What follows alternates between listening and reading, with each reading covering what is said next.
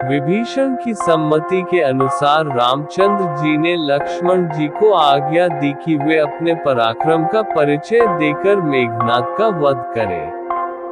अपने अग्रज की आज्ञा पाते ही लक्ष्मण कवच पहन, हाथ में धनुष बाण ले राम के चरण स्पर्श कर मेघनाद का वध करने के लिए चल पड़े।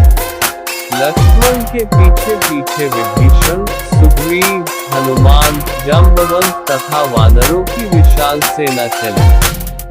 निकुंबिला देवी के मंदिर के निकट मेघनाद के रक्षक के रूप में असंख्य पराक्रमी राक्षस हाथी, घोड़ों एवं रथों पर सवार युद्ध के लिए सन्नद्ध खड़े थे।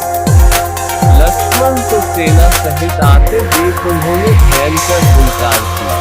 हुंकार की चिंता न कर लक्ष्मण तथा अंगद मारकाट मचाते हुए राक्षस सेना में घुस गए।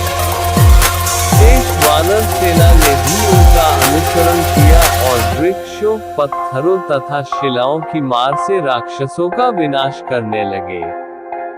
बदले में वे भी तीर, भालों, तलवारों तथा गदाओं से वानरों पर प्रति आक्रमण करने लगे। दोनों ओर से होने वाली गर्जनाओं से संपूर्ण लंकापुरी गूंज उठी। दोनों ओर भयंकर कारकाट मच रही थी। सैनिकों के मस्तक, धड़, हाथ पैर आदि कट कट कर शोणित की सरिता में बह रहे थे। मृत शरीरों का एकत्रित ढेर रुधिर सरिता में द्वीप की भांति प्रतीत हो रहा था। अंगद, हनुमान और लक्ष्मण की भयंकर मार से राक्षस सेना त्राही त्राही कर उठी और उनका आर्तनाद सुनकर मेघनाद यज्ञ पूरा किए बिना ही क्रुद्ध होकर युद्ध करने के लिए मंदिर से निकल पड़ा। जब उसने लक्ष्मण के साथ विभीषण को भी देखा तो क्रोध से उसका मुख तमतमा गया।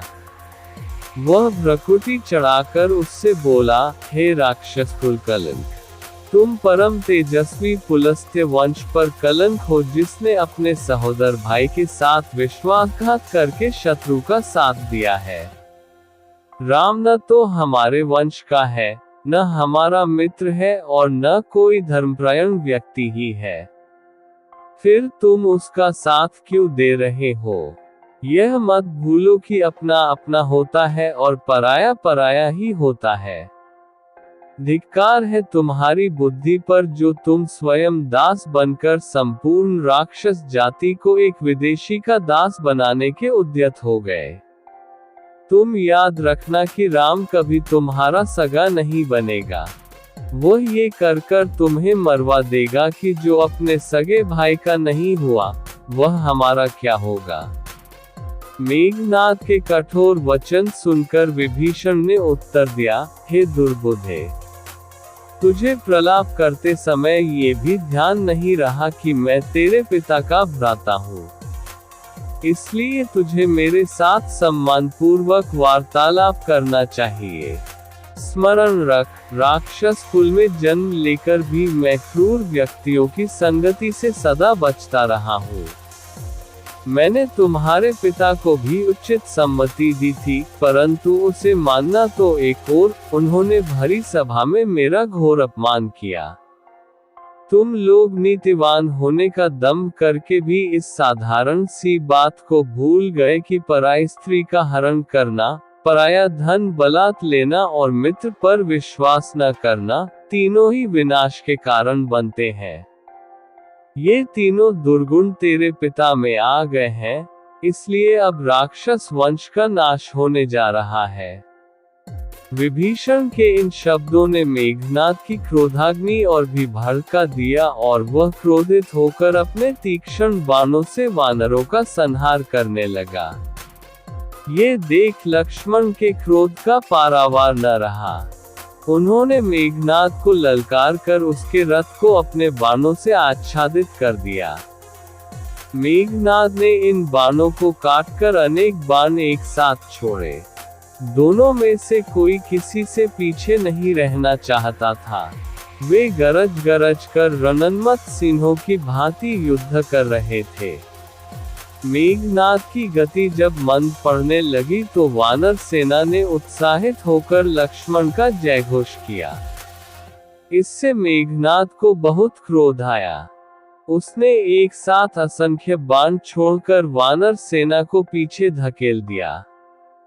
तब लक्ष्मण ने तीक्ष्ण नोक वाले साते बाण छोड़कर उसका दुर्भेद्य कवच तोड़ डाला, जिससे वह टुकड़े टुकड़े होकर पृथ्वी पर बिखर गया। फिर तो मेघनाद के कवचहीन शरीर में नुकीले तीर घुसकर उसके शरीर को छलनी करने लगे। इस भयंकर वार से विचलित हो गया और उसने 1000 बाण मारकर लक्ष्मण के कवच के भी टुकड़े टुकड़े कर डाले। अब दोनों मतवाले वीर बिना कवच के युद्ध करने लगे। दोनों के शरीरों में एक दूसरे के तीक्ष्ण बाण घुसकर शोणित की धाराएं प्रवाहित करने लगे। साथ ही उनके बाण एक दूसरे के बाणों को काटकर चिनगारी भी उगलते जाते थे। उनके रक्तरंजित शरीर ऐसे प्रतीत हो रहे थे मानो वन में टेसू और सेमल के फूल खिल रहे हों। दोनों सेनाएं इन वीर महारथियों का पराक्रम देखकर विस्मित हो रही थीं, जो युद्ध से न हटते थे और न थकते थे। यह उद्धरण रामायण के एक महत्वपूर्ण प्रसंग का वर्णन करता है, जिसमें भगवान राम के छोटे भाई लक्ष्मण और रावण के पुत्र मेघनाद इंद्रजीत के बीच घोर युद्ध का विवरण दिया गया है। इस कथा में रामचंद्र जी विभीषण की सलाह पर लक्ष्मण को मेघनाद के वध का आदेश देते हैं। लक्ष्मण वीरता और समर्पण के साथ इस आदेश का पालन करने के लिए तैयार होते हैं और राक्षसों की विशाल सेना से युद्ध करने निकलते हैं। युद्ध का वर्णन अत्यंत भयानक है, जहां दोनों पक्षों की सेनाएं भयंकर मारकाट में लगी हुई हैं। युद्ध के दौरान लक्ष्मण और मेघनाद दोनों ही अद्वितीय वीरता का प्रदर्शन करते हैं। लक्ष्मण अपने बाणों से मेघनाद के रथ और कवच को भेदते हैं और अंततः मेघनाद पर भारी पड़ते हैं। दोनों योद्धा बिना कवच के भीषण युद्ध करते हैं, जिसमें उनके शरीर रक्त से लथपथ हो जाते हैं। इस युद्ध में दोनों सेनाओं के सैनिक अपने अपने पक्ष के महारथियों के पराक्रम को देखकर विस्मित हो जाते हैं। ये कथा न केवल वीरता और पराक्रम का प्रतीक है, बल्कि इसमें नैतिकता, धर्म और नीतियों की बात भी प्रमुखता से कही गई है।